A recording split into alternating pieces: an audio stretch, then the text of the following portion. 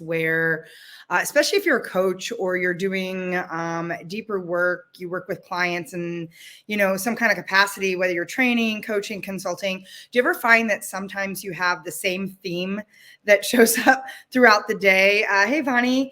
And so it's interesting to me because today was one of those days. It was the same theme showed up with two different clients. And so it prompted me to want to jump on here and talk a little bit about what those conversations were, as I think there's some really good nuggets to pull out of that. And so some of you know, I've been doing a lot of work going deeper in my own study and contemplation around human design. I've been spending the last 5 years just going down some really beautiful rabbit holes and working with some different coaches who have just been phenomenal in opening up a different way for me to access understanding of my own wiring, but also in helping my clients understand theirs as well. And many of you know, I also had a program that launched a couple weeks ago to bring what I was doing with my one-on-one clients to a larger capacity. So loving that, and a lot is showing up as a result of creating these activation spaces and really creating an opportunity to introduce people to what human design can help you do. And so first and foremost, a little backstory for me, one of the things that's been really amazing through this process is the ability to give myself permission to be myself. And what I mean by that is there's so many ways I think we get perception kind of put on us, or we're conditioned, or we're programmed, or we think we need to be performing or showing up the same way as someone else. And oftentimes this creates an incredible amount of resistance, and it creates this space that makes us feel like we're not in our body. We're kind of out of the game. It just doesn't feel right. And there's a reason for that, because our natural energy isn't aligned to that. And so through human design, while it's not something that puts you in this box that says this is who you are, it is an opportunity for you to assess and consider what something might mean for you based on where you're at in your life at any given point. So the very essence of contemplation, right? You get to understand, and my mom's dog's going crazy, so apologies for that. Ammo. So you get to decide what that might look like for you. And I will say, as I've done this work, really deep work over the last 5 years, some of the things that I've understood about my own wiring has changed. And so it's been interesting as I've worked with my one-on-one clients, I have been bringing this information real time as I've been digging in, and we have been exploring and going through my clients' human design as well. And so I do this with the leaders I work with the business owners, with the teams I work with. It's really powerful to see some of those dynamics play out. And it takes anything you've ever done as an assessment to a whole nother level, because this isn't an assessment. It's really a holographic energy blueprint of your natural wiring. So it shows you your superpowers, your innate gifts, and all of that. Well, anyway, back to what happened today. So I was with two different clients today. One, a client that I'm re-engaging with, another client that I've been working with. And one of the things that showed up today was some things around the ego center. And so I have a running joke with my clients who have dug in to human design on a deeper level, that while the ego center, and I'll show you, I'll put my chart up for a minute, while the ego center is the smallest little center on your chart, it's this little, and you can see on mine, it's white. Ammo. You can see it's white on mine.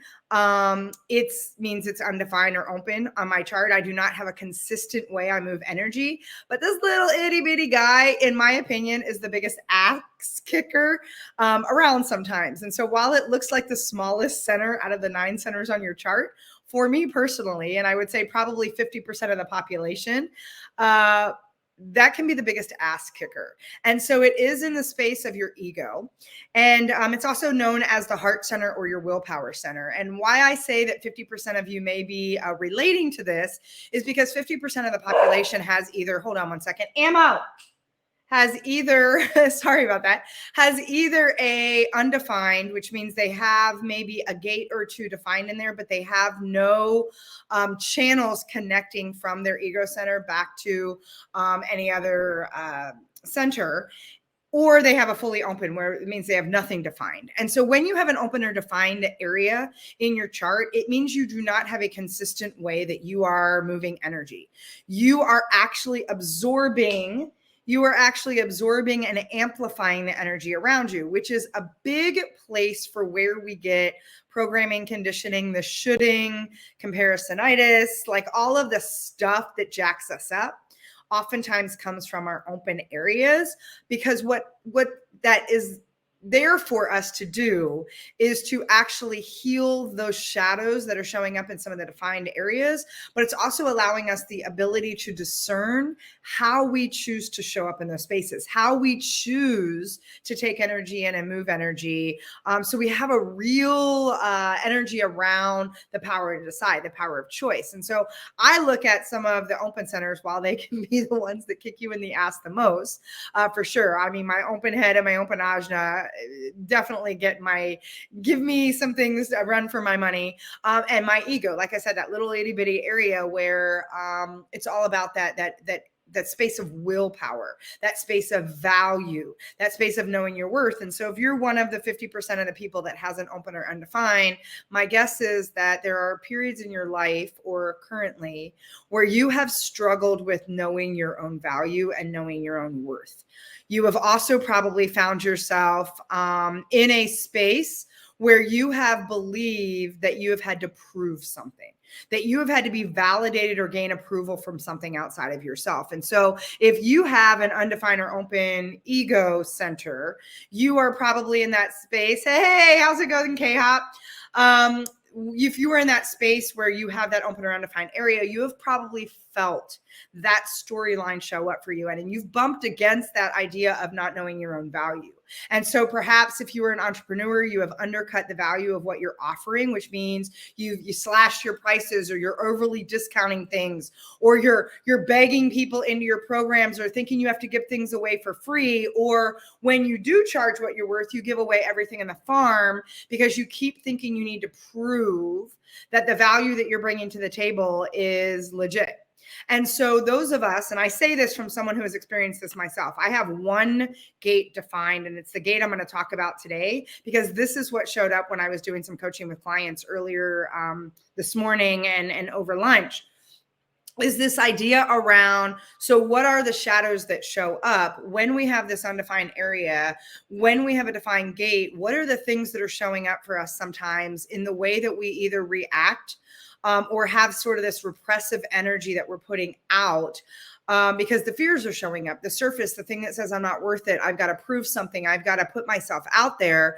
And so for instance, I was in conversation with my clients today, and we were talking about this need for control. And so if any of you are my fellow recovering control freaks, you might have a defined gate 21 showing up in your ego. And I must say, guilty as charged. That is the only gate that is defined for me. My ego is gate 21. And the shadow of gate 21 is all about the need for control. And so this is very much that energy, especially in the reactive form of this, the reactive space of the shadow is all around that need to control. Hey, Jim, that need to control, that need to be in the driver's seat for everything. And so as a recovering control freak myself, and I say recovering because there are definitely times that I still bump up against this, because here's the beautiful thing. And I say beautiful thing because it took me a while to understand this.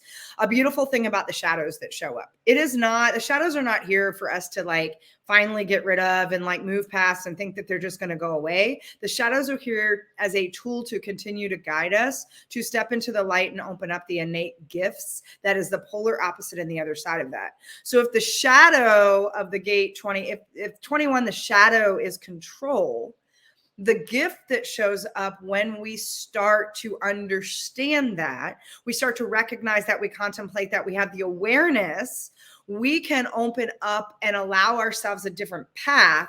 We step into the gift of what's called authority. And so I want to talk about that a little bit. And then there's the CD, which is the higher consciousness, which is like you were in the purest state. You were like really fully dialed in, aligned as fuck. And you were like in that space where it is just like people just feel the essence of you. And the CD of this gate is called valor, which is about the courage of what it takes to be a leader who is fully surrendering and allowing the authority to guide them. And so I just thought it was really interesting because as I was working with clients today, this came up multiple times. And so we started talking about this need to control the outcomes, to control the directions, to control someone else, whether it's their response, what they're doing, how they show up. And so again, if you're someone that's really struggled with some of that kind of control freak energy, and again, guilty as charged, you may have that gate 21 that's defined in your chart, which means you have an energy that when the shadow is showing up in the repressed state, you become very submissive. In the reactionary state, you become that control freak. And so thinking about where that might show up for you, right? And sometimes we bump against it because that happens to be the energy going on around us, or we're with somebody else. If we have the open gate there, we're with somebody that has a defined gate, we may be amplifying their energy as well. So even if you're not someone who's in that control freak energy a lot, you may have experienced it based on either what's going on in the transits around you or experienced it from someone else and have taken on that energy for yourself. For those of you that had that defined space, you probably know what I'm talking about. And so it's this space of understanding that when we feel we need to control, we are actually creating an imbalance that again is having us push or pull in one way or another. Because what happens is when we allow ourselves to be in the gift of that gate, so the authority, there's actually this beautiful balance between yin and yang. There's this beautiful balance between feminine and masculine energy. And sometimes that can feel, looking from the outside in, like a very submissive stance to take. When actually, when in alignment, it's a space where you're in pure authority for yourself. And there is a knowing that says, I know when to allow life to guide me. I know when to allow, this is the feminine energy that says I can receive guidance and the push and pull naturally with where life is sort of moving me or navigating me, with the masculine energy that says I want to be able to direct some of that energy in this way. And so we need this healthy balance as both. And many of you may have heard me talk about this before. We are moving into an energy, and some of you can feel this really powerfully right now, where we are moving away, even though sometimes it doesn't feel like that. We're moving away from this control over and creating more of this control within, or the way I talk about it is power over versus power within. When we create this collective power, what happens is we're surrendering to the authority of what is guiding us and pulling us forward.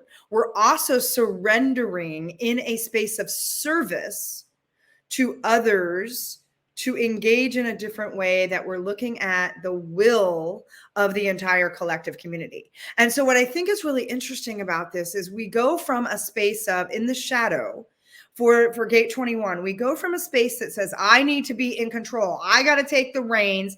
I'm going to drive this my way or the highway, come hell or high water. And we all know leaders, and again, guilty. I've been in this space before. I definitely am a recovering control freak in many aspects of my life. I like things to be just so. There is a risk when things are not going the way I want. And so learning the art, and I will say there's an art to it, learning the art of surrender.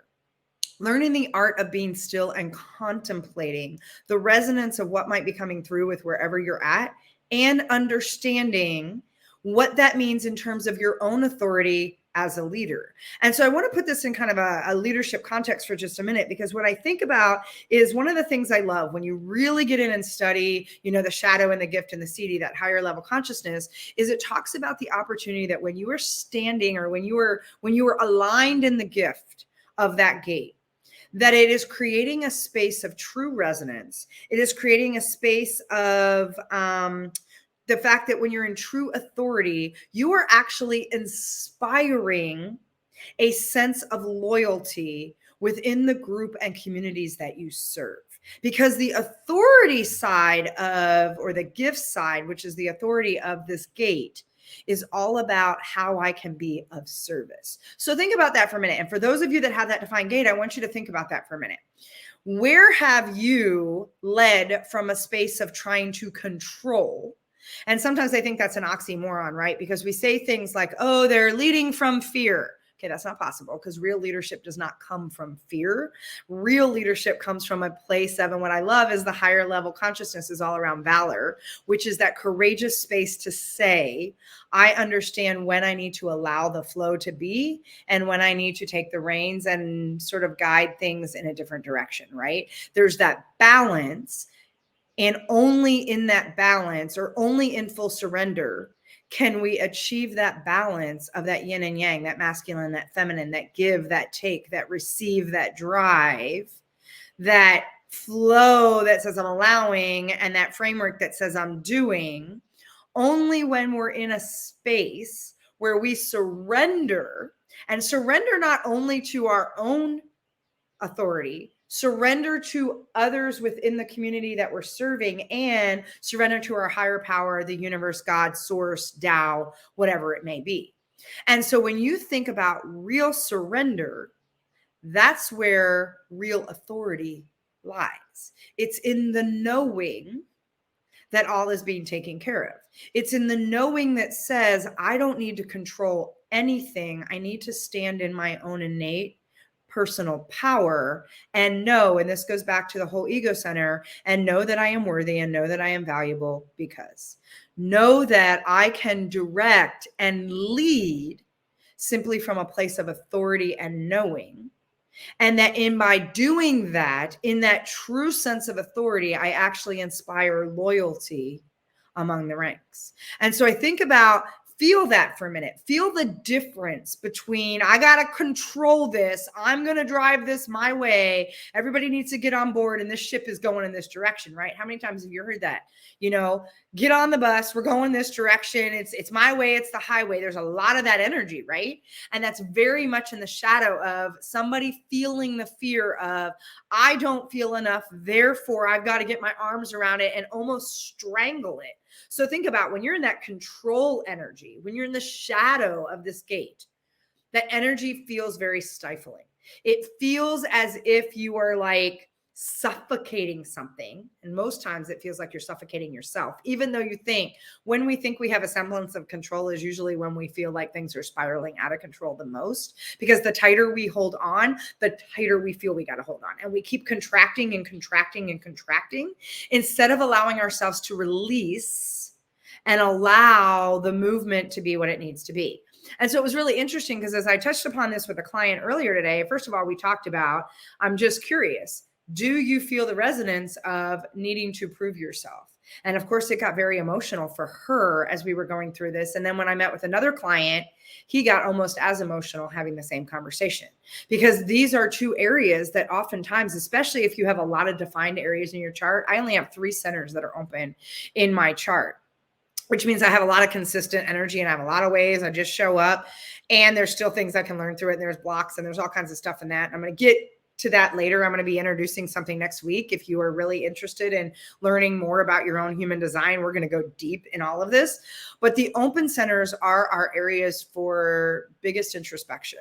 They are our areas for biggest learning, for biggest growth. They are also the areas that we are here to teach and to lead from. And so when I look at all of what I've bounced hit against in my ego center, and particularly in this gate 21, like I said, it's the only one. And again, for those of you that jumped on late, when you look at the chart, it's this little itty bitty guy right here. It looks white. I'm trying to put point and show you. It's a little small center, and it's got a lot of power. For those of you that have a defined ego, you have a very strong sense of knowing your own worth. You have a strong sense of value. You are also somebody who has an incredible amount of willpower, that when you take on a new habit, you probably can just take it on just because it sounds like something to do. Like the word habit is exciting to you. For those of you, the 50% of us that do not have a defined ego, the idea of taking on something and having willpower, we can will something all day long and oftentimes find ourselves falling flat or falling off. Whatever it will get really, this is why New Year's resolutions don't work for a lot of people, because they're like, I'm going to do this. And they have an open ego and their willpower is like, yeah, why? Because for me, if there's not a resonance as to why, something really matters and what am I going to gain by doing that thing, me doing it for the sake of doing it is not going to happen. I'm just going to tell you that right now. I don't have willpower. I can't rely on will to motor through something. I don't have that consistent energy. I can borrow it from other people, or I can connect it to my solar plexus, which is my passion, my emotion, which is how my whole authority comes from. So I could connect it to a big, powerful why, and it's lighting me up. Totally different. I can do habits when it's connected to that.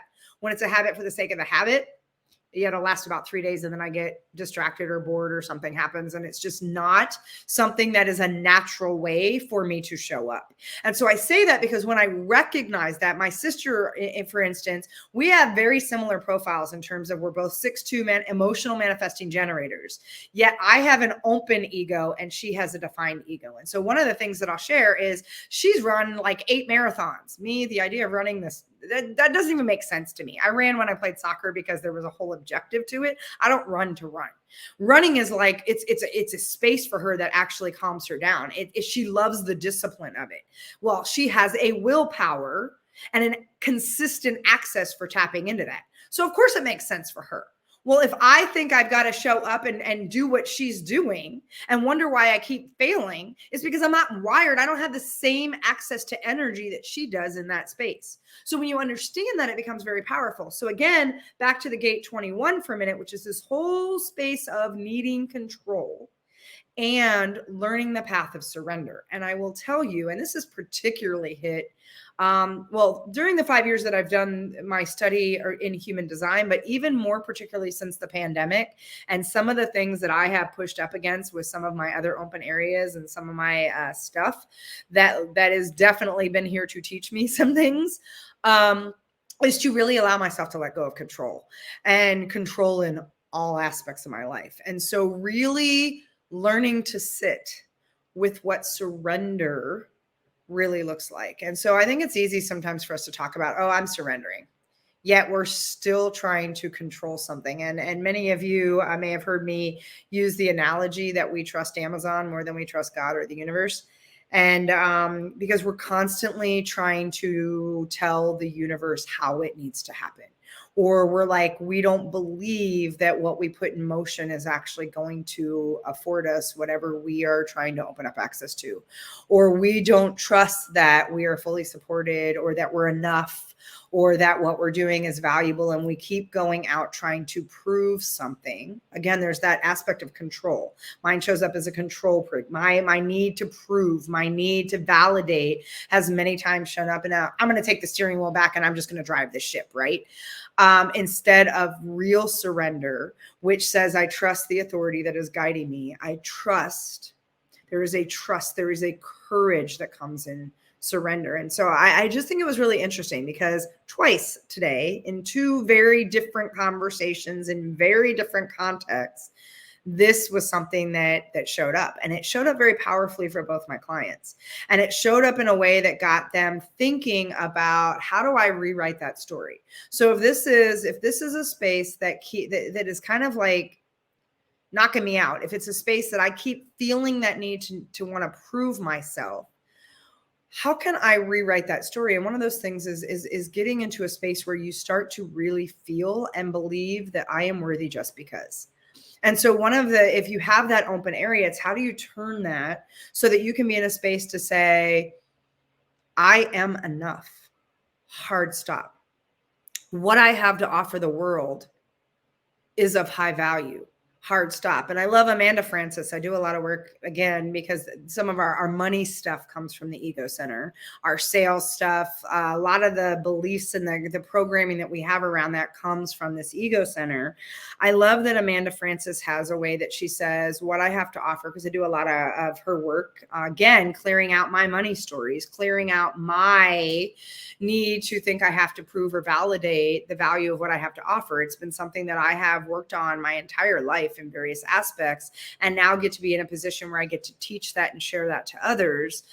She talks about how you can reframe that to say for yourself, I know that what I have to offer the world is of massive value, and I deserve to be compensated for that value as well, right? And I'm paraphrasing how she says that, but I deserve to be because I'm here, right? There's no justification that's required. There is no validation. There's no approval. There's nothing you have to prove in order to be worthy of what is calling you forward in your gifts and in your magic and in the innate gifts that you're here to serve. So and again, if you feel like this is something that's resonating for you, any aspect of it, either the open or undefined ego or this specific gate 21 that's all around control, if you're feeling a resonance with that, I offer that you give yourself space to think about this, and think about it in a way where you're not concentrating on it, but think about it in a way where you're allowing yourself to just sort of marinate, contemplate, play with the idea of it to see how and where that might be resonating for you. And if it is showing up and having any kind of resonance for you, how might you flip the script? And how might you allow yourself to feel into, and I say feel into because it really is something that's a visceral thing within your body, feel into what surrender might look like or feel like in that space. What would it feel like to surrender to the knowing of your own inner authority, the authority of the guidance around you from a universal perspective, to trust that you are here to lead and guide in a way that actually inspires this loyalty from others from a place of service? And I just think about how cool is that? I mean, think about what a reframe, right? When I think about all of that energy and that control freakness that I used to really be in and sometimes still find myself in, let's be honest, versus I am here to serve the collective will of the community. By the way, those of you with a gate 21, sometimes you are the people that feel like you take on a lot of extra responsibility. It's because you do. You are here to affect the will of the collective. And so when you think about, I can do that by forcing, which is never going to get me as far as I want. It doesn't, when we force, when we push, when we control, we're missing a lot of opportunity for the magic that can come through, versus when I surrender and I allow myself that balance, that space of being in that truest place of authority where I am here to serve. Therefore, I surrender to the others around me. I surrender to all that I think needs to be. I surrender to the outcome. I surrender to my attachments. I surrender to any of the codependent cycles that I've created. I surrender, and I really feel into what surrender can look like for me.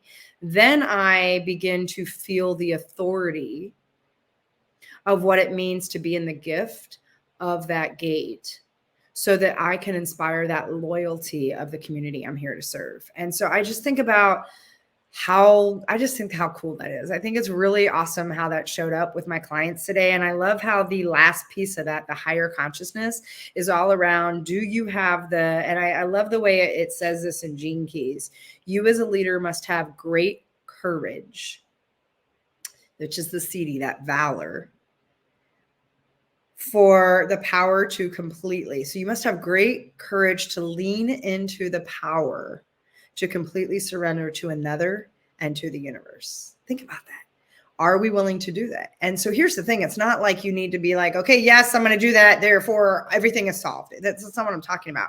It's an opportunity to sit with and think about what that might look like and how that shows up for you, and being more mindful and intentional about what you're choosing inside that space. And so anyway, wanted to bring that to you today. Just a little tidbit. As I keep going down these rabbit holes or have these conversations, I just find this is so juicy. And I think it is just such a powerful way to take our personal power back by understanding the nuances in our own energy and understanding the ways we can get in our own way. Am I living in a space where the shadow energy has really taken over, or am I understanding that the shadow is helping me move into a space where I can stand in the innate gift, which is something that I get to share and put out and be of service to others? So just a little contemplation for you today. For those of you that jumped on, it was great to see you. I hope you're having a fantastic afternoon. Like I said, I've got some big announcements next week that I'm going to share with you, that if you would like to really understand human design on a much more granular level, really getting into the types, the energy, the channels, the lines, I'm going to be talking about a brand new space for you to do that. I've had a lot of people reach out that are not my one-on-one clients, wanting to know how to learn about my journey in human design and what I've been able to carry through. And so this is my interpretation of what I've learned after many rabbit hole deep dives over the last 5 years. And so stay tuned, because we're going to be announcing that Monday. And I'm super excited. This is like a whole different space to play in, and super juicy. So anyway, with that, hope you make it a great day. Happy Thursday, y'all. And I will catch up with y'all later on. So with that,